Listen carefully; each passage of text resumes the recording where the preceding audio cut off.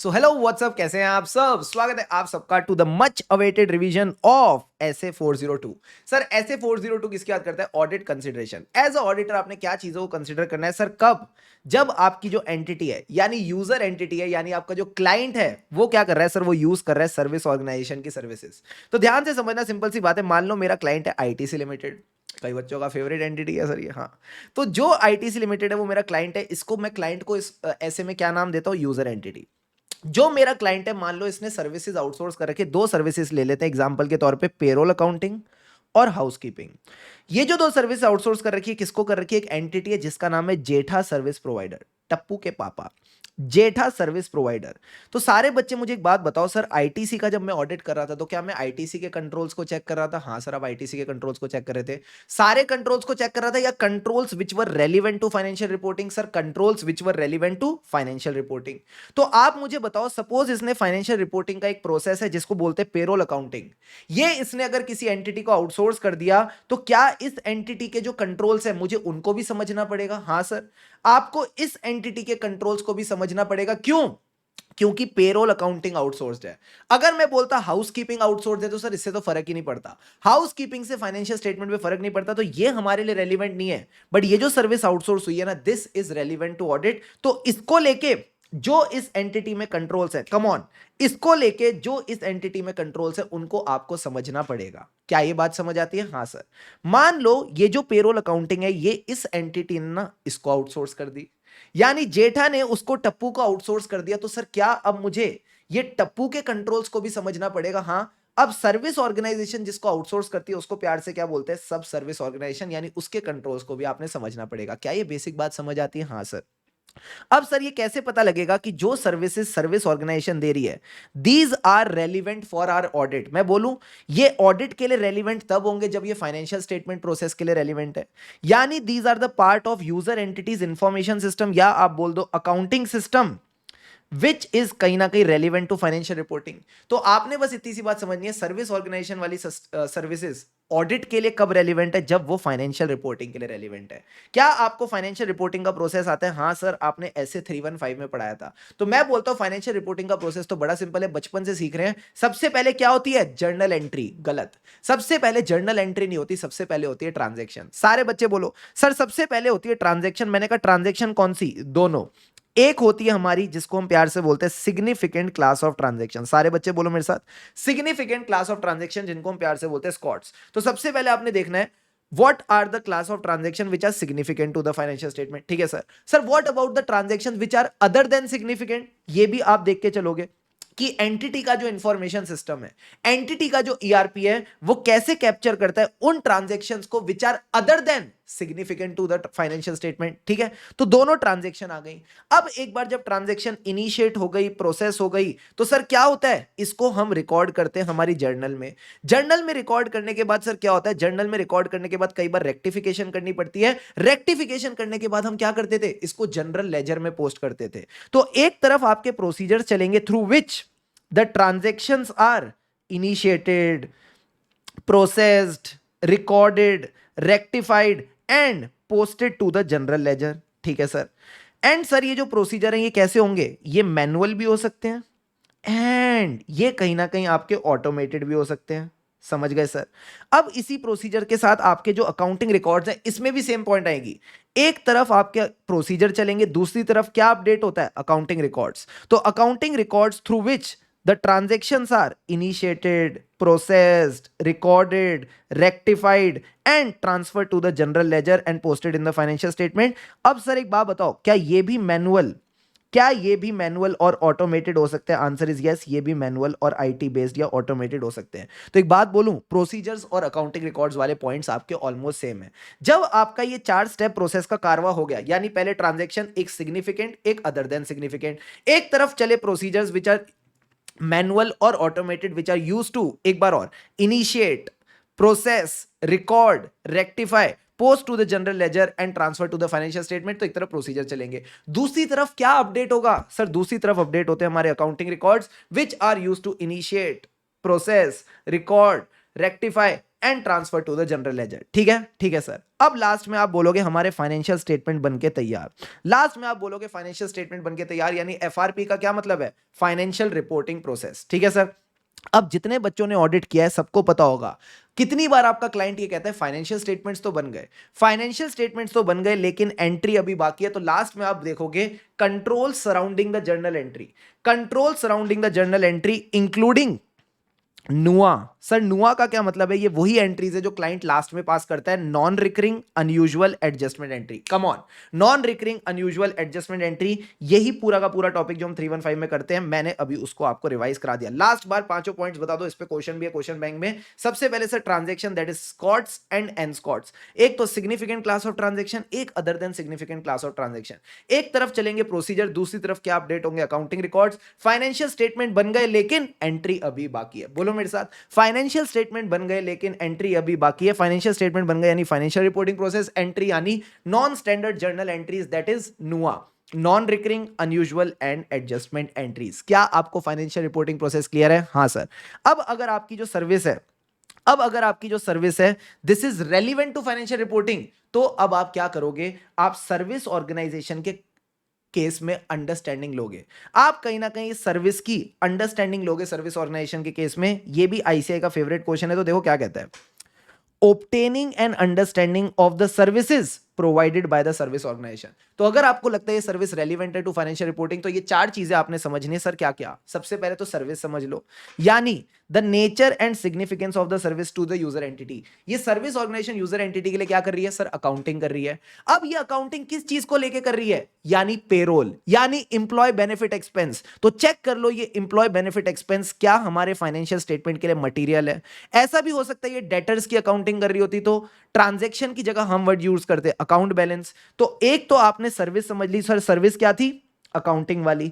अब ये सर्विस जिस आइटम को लेके है उसकी मटीरियलिटी देखो, यानी nature and materiality of the transaction और अकाउंट्स और financial reporting process affected by service organisation. तो दो पॉइंट तो नेचर वाले हो गए, जल्दी से बताओ नेचर वाले पॉइंट क्या है? Nature and significance of services यानी अकाउंटिंग की service, nature and materiality of the transaction यानी payroll is material to the financial statement. तो ये नेचर वाली दो बातें हो गई। अब सर बाकी दो पॉइंट्स क्या है?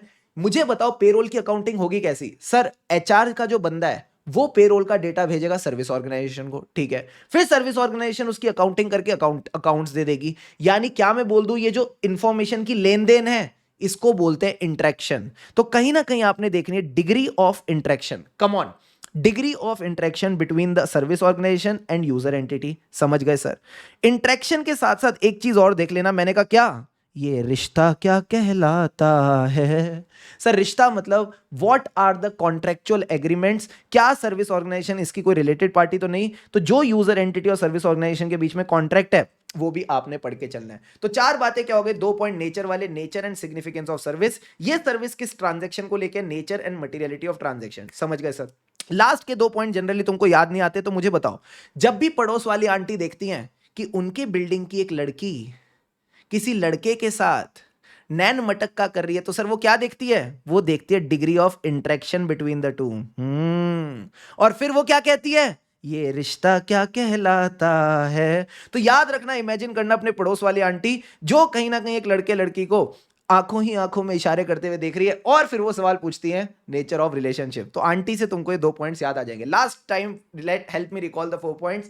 Nature and significance of services, वो सर्विसेज किस ट्रांजैक्शन को लेके, यानी nature and materiality of transaction. Last के दो पॉइंट क्या थे? आंटी वाले, यानी नेचर क्या इंटरेक्शन चल रही है जिसको बोलते हैं डिग्री ऑफ इंटरेक्शन। अब अगर इंटरेक्शन ऐसी है तो रिलेशनशिप कैसी है, यानी nature of relationship between the user entity and service organisation. 4 number हो गए पक्के। अब सर एक बात बताओ, ये सब नॉलेज हमको कहां से मिल सकती है? तो ये कह रहा है हर एंटिटी में कोई यूजर मैनुअल्स होती हैं, ठीक है, जिसमें पूरे प्रोसेस के बारे में लिखा होता है। आप वो यूजर मैनुअल या टेक्निकल मैनुअल्स पढ़ सकते हो, ठीक है। प्लस जब यूजर एंटिटी ने सर्विस ऑर्गेनाइजेशन को कॉन्ट्रैक्ट दिया होगा तो इनके बीच में एग्रीमेंट हुआ होगा, इसको बोलते हैं SLA, सर्विस लेवल एग्रीमेंट। तो कहीं ना कहीं आप ये सर्विस लेवल एग्रीमेंट या कॉन्ट्रैक्ट को पढ़ सकते हो। समझ गए सर। प्लस सर हमने कुछ सुना था टाइप 1 टाइप 2 रिपोर्ट के बारे में। हाँ, तो जो सर्विस ऑर्गेनाइजेशन का सर्विस ऑडिटर होता है, बोलो मेरे साथ, जो सर्विस ऑर्गेनाइजेशन का सर्विस ऑडिटर होता है वो टाइप 1 टाइप 2 रिपोर्ट देता है। तो अगर कोई रिपोर्ट आई है बाय द सर्विस ऑडिटर, वो भी आप ध्यान रख सकते हो। तो बस ये 3-4 बात ध्यान रखना, manuals, user manual, technical manual, ठीक है सर। सर्विस ऑडिटर की रिपोर्ट जिसको प्यार से बोलते हैं टाइप 1 टाइप 2 रिपोर्ट, और जो कॉन्ट्रैक्ट और एग्रीमेंट हुआ है जिसको हम बोलते हैं सर्विस लेवल एग्रीमेंट। अब जब लगे हाथों टाइप 1 टाइप 2 रिपोर्ट की बात हो ही गई है, तो आ जाओ दोनों के बीच में डिफरेंस समझ लेते हैं। Let's understand the difference between a type 1 and a type 2 report.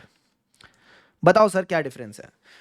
सबसे पहले तो सर, जब भी हमें रिपोर्ट देनी होती है, जैसे हम ऑडिट रिपोर्ट भी देते हैं, तो क्या ऑडिट रिपोर्ट से पहले हम फाइनेंशियल स्टेटमेंट के बारे में बताते हैं कि हम इन फाइनेंशियल स्टेटमेंट पे एश्योरेंस दे रहे हैं? हाँ। तो सबसे पहले क्या होता है, सबसे पहले आती है डिस्क्रिप्शन। सर डिस्क्रिप्शन किसकी? Description of the system at the service organisation. ठीक है सर। अब ये जो सिस्टम है इसमें क्या रिस्क है, इसको हम प्यार से बोलते हैं कंट्रोल ऑब्जेक्टिव्स। ठीक है, ये कंट्रोल ऑब्जेक्टिव्स इसमें लिखे होते हैं कि भाई सर्विस ऑर्गेनाइजेशन के हिसाब से ये सब कंट्रोल ऑब्जेक्टिव हैं। इन ऑब्जेक्टिव्स को अचीव करने के लिए उन्होंने कुछ कंट्रोल्स डिजाइन कर रखे होते हैं, वो सब इसमें लिखे होते हैं। तो ये क्या है सर? ये एक तरह से आप कह सकते हो मैनेजमेंट की रिप्रेजेंटेशन होती है। ये क्या है? मैनेजमेंट की रिप्रेजेंटेशन। इसी रिप्रेजेंटेशन के ऊपर, इसी रिप्रेजेंटेशन के ऊपर हमारा जो ऑडिटर है, हमारा जो सर्विस ऑडिटर है सर, ये क्या करता है? Just give me a second. हाँ मित्रों, तो ये जो डिस्क्रिप्शन है सर, ये किसने बनाई? ये कहीं ना कहीं हमारी मैनेजमेंट बना के देती है। ठीक है सर। अब इसी डिस्क्रिप्शन के ऊपर जो हमारा सर्विस ऑडिटर है वो क्या देता है सर? वो अपनी अश्योरेंस देता है। ओ, अश्योरेंस किसको लेके? कि ये जो भी इन्होंने बातें कही हैं, क्या मैं इसको कॉपी कर लूं? हाँ सर, ऐसे कॉपी कर लेते हैं, कॉपी पेस्ट। ये जो डिस्क्रिप्शन है सिस्टम की, ये प्रॉपर है। ठीक है, इसको लेके वो अश्योरेंस देगा। जो कंट्रोल ऑब्जेक्टिव्स हैं प्रॉपर है, इसको लेके अश्योरेंस देगा। And controls are properly designed, इसको लेके अश्योरेंस देगा। अभी हम किसकी बात कर रहे हैं सर? हम बात कर रहे हैं टाइप 1 रिपोर्ट की। ये जो अश्योरेंस देगा इन सब चीजों को लेके सर, ये कब देगा? ये देगा as on a particular date. ये किसी पर्टिकुलर डेट पे ये अश्योरेंस दे देता है। समझ गए सर? अब अगर मैं बोलूं टाइप 2 रिपोर्ट, तो सर इसमें डिफरेंस क्या है? सबसे पहले तो जो बातें टाइप 1 रिपोर्ट में दे रखी हैं इनको हम एज इट इज कॉपी कर लेते हैं, क्योंकि ये सारी बातें टाइप 2 रिपोर्ट में आएंगी एक्सेप्ट पर्टिकुलर डेट। ये सारा मैं एज इट इज कॉपी कर लेता हूं। ठीक है सर, ये सब आ गया आपके टाइप 2 रिपोर्ट में। क्या ये बात समझ आती है? हाँ सर। अब इसके अलावा इसमें क्या क्या आएगा वो मैं एक डिफरेंट कलर से बताता हूं ताकि आपको ये चीज ध्यान रहे। कंट्रोल डिजाइन के अलावा आप सर अपनी अश्योरेंस देंगे, पता है किसके ऊपर? Operating effectiveness of control. ओ, कहीं ना कहीं हम अपनी अश्योरेंस किस पे देते हैं? Operating effectiveness of controls. अब सर ये ऑपरेटिंग इफेक्टिवनेस कैसे पता लगी? इसके लिए हमने परफॉर्म करे होंगे टेस्ट ऑफ कंट्रोल।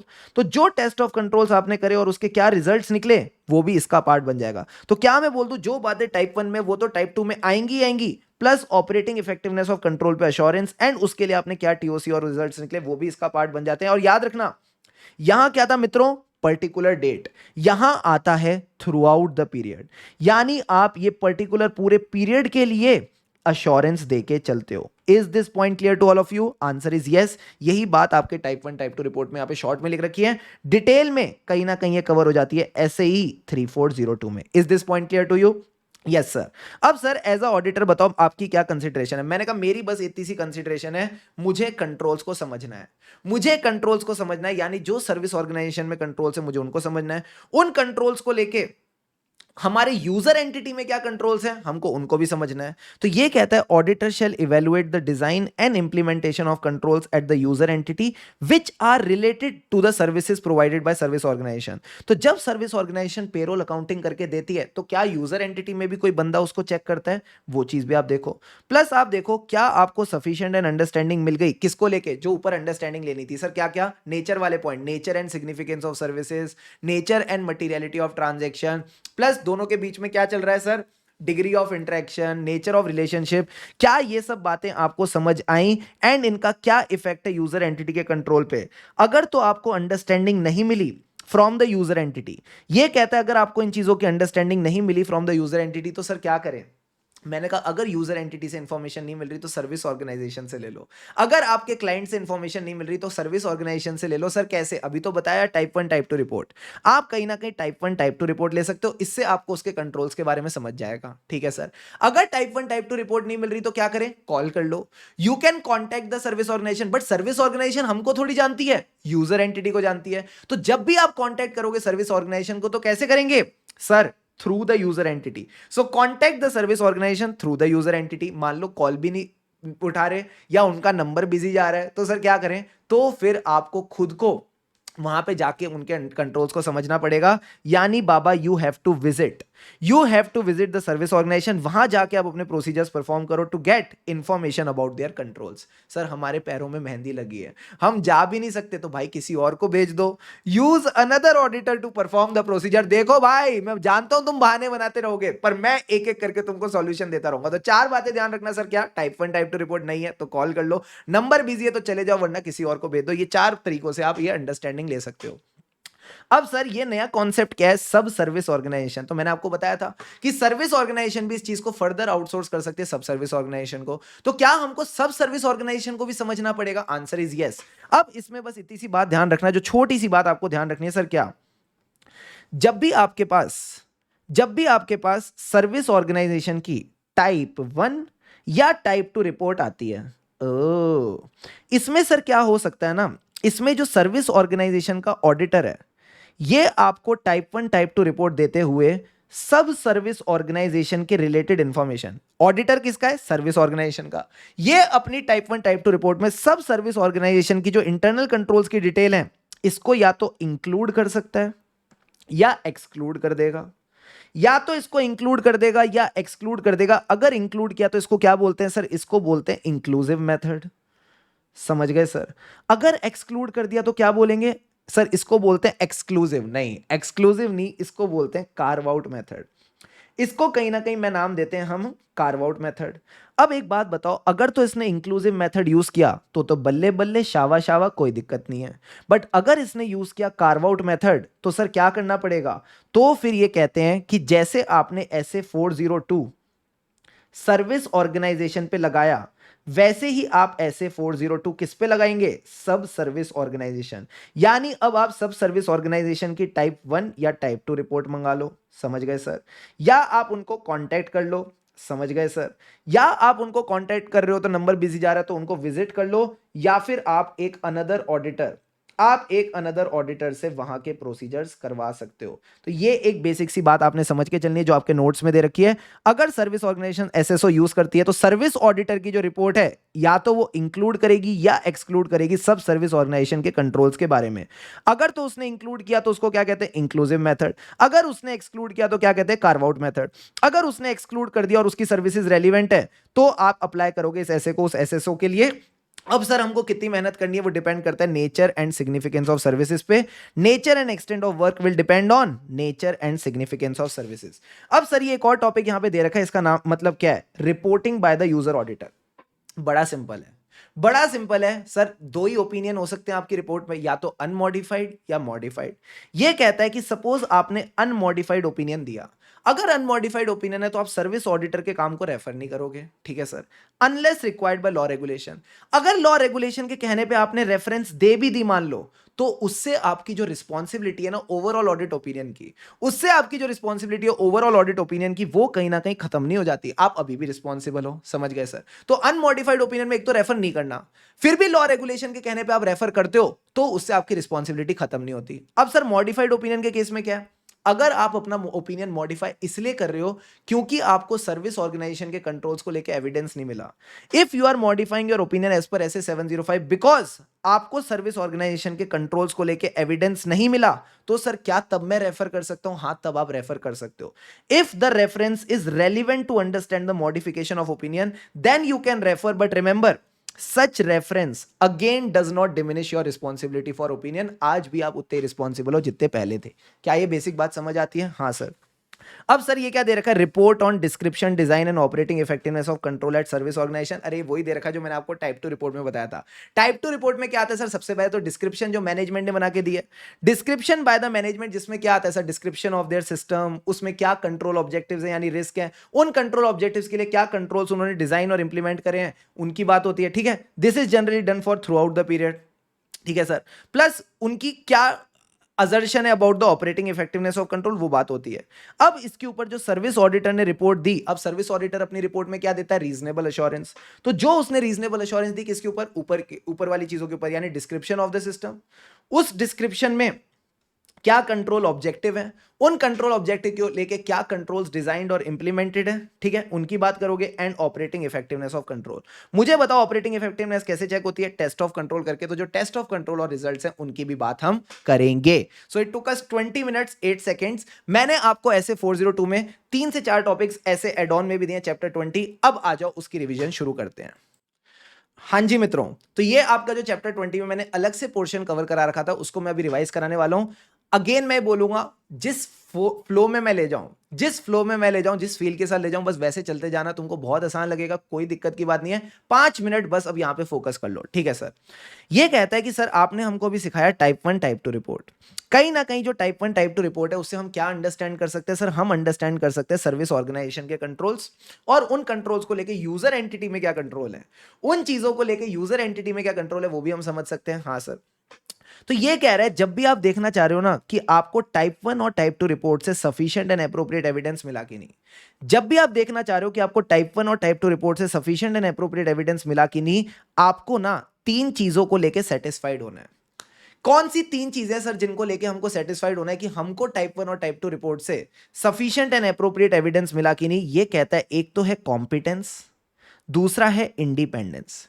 कहीं ना कहीं जो सर्विस ऑडिटर है, कहीं ना कहीं जो सर्विस ऑडिटर है जिसने अपनी इंगेजमेंट परफॉर्म करी है सर कौन से स्टैंडर्ड में, SAE 3402, ये जो आपका सर्विस ऑडिटर है सर ये कॉम्पिटेंट होना चाहिए। सर क्या कॉम्पिटेंस तब भी चेक करेंगे when is a member of ICA? नहीं, तब चेक करने की जरूरत नहीं, क्योंकि जो सीए है वो कॉम्पिटेंट माना जाता है।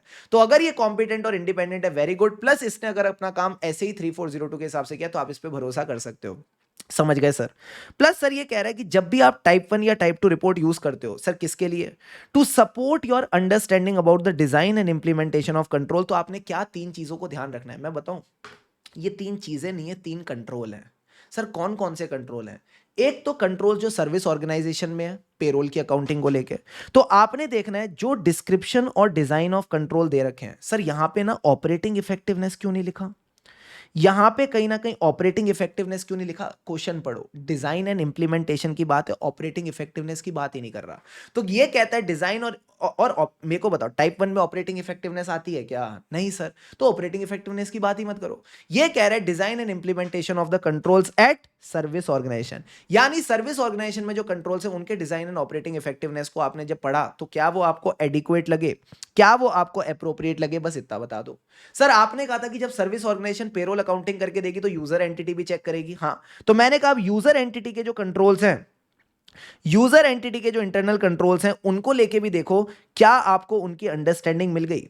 Weather you have got understanding of the user entity's controls relevant to audit, क्या आपको उनको लेके सफिशिएंट एंड एप्रोप्रिएट एविडेंस मिला कि you have got proper understanding और नॉट? ठीक है सर। अब ये जो थर्ड पॉइंट है सर, ये थर्ड पॉइंट क्या कहने की कोशिश कर रहा है, ध्यान से समझना। एक तो कंट्रोल्स कौन से हैं? सर्विस ऑर्गेनाइजेशन वाले। अब सर्विस ऑर्गेनाइजेशन ने जो काम करके दिया, यूजर एंटिटी भी चेक कर रही है, यूजर एंटिटी भी चेक कर रही है। सर इसको क्या कहते हैं? यूजर एंटिटी के इंटरनल कंट्रोल। ये यूजर एंटिटी कब चेक कर रही है? अपने मन से चेक कर रही है।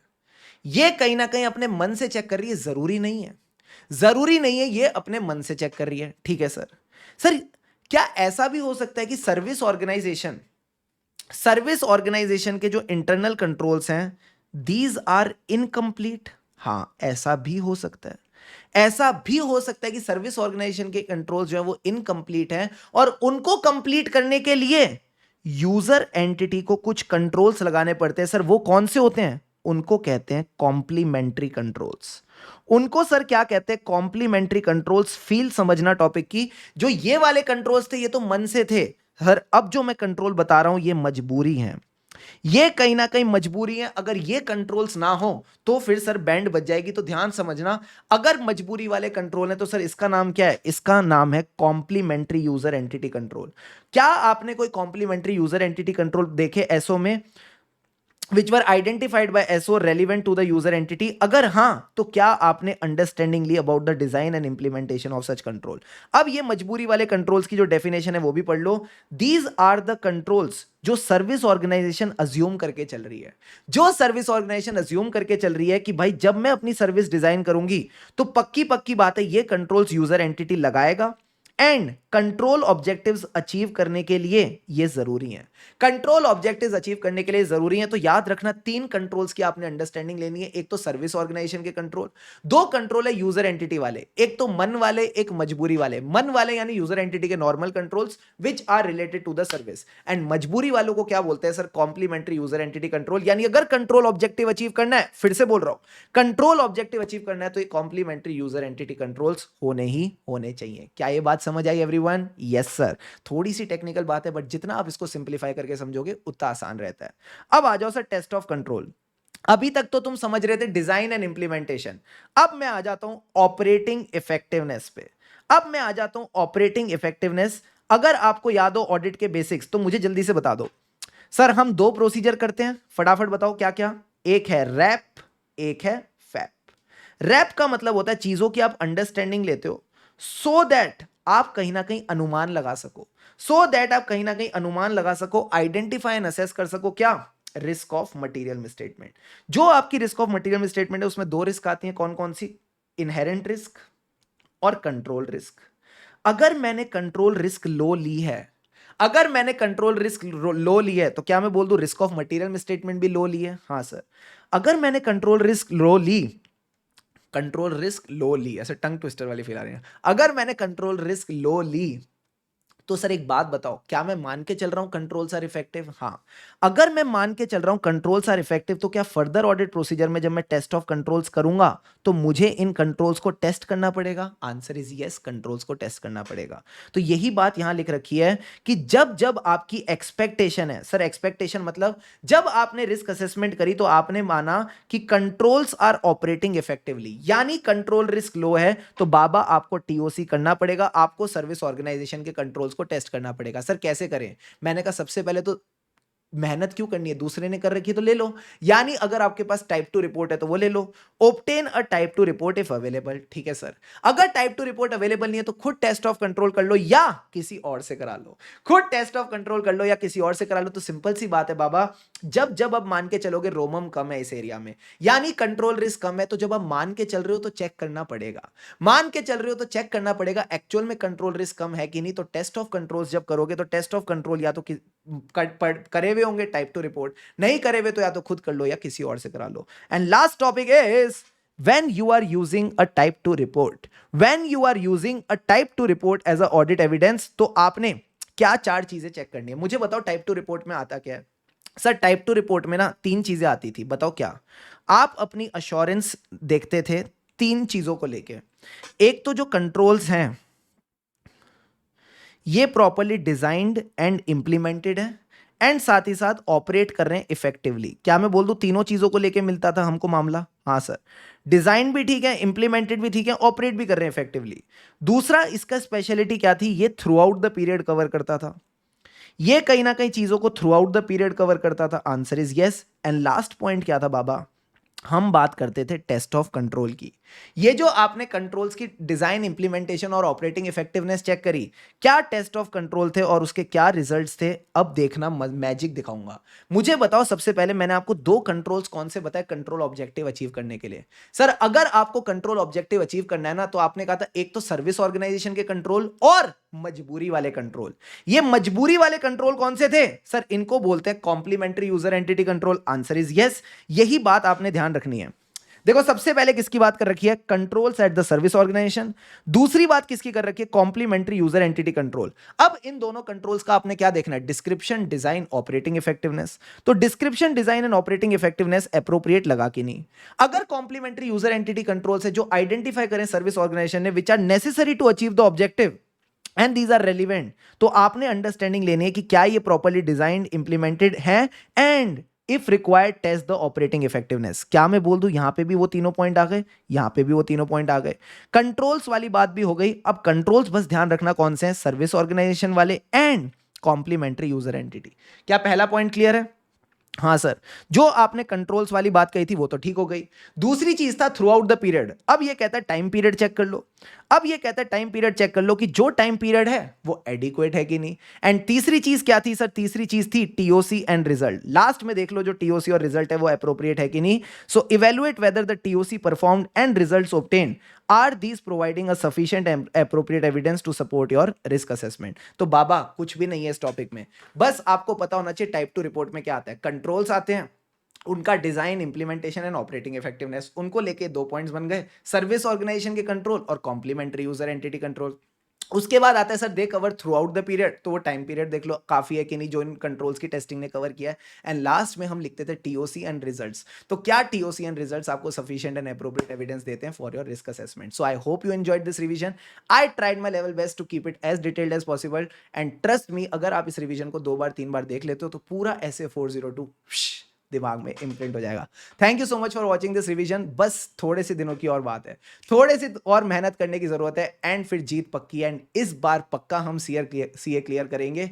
जस्ट मेक श्योर आप एकदम खुशी खुशी चीज़ों को आराम से पेशेंस से साथ पढ़ रहे हो। जितना पेशेंटली चीज़ों को पढ़ोगे उतना आपको चीज़ें अच्छे से समझ आएंगी, उतना ज़्यादा आपको चीज़ें रिटेन रहेंगी। So make sure you are giving your best so that you get the best of the results. All the best everyone, keep going. खुशी से पढ़ेंगे तभी आगे बढ़ेंगे, लगे रहो।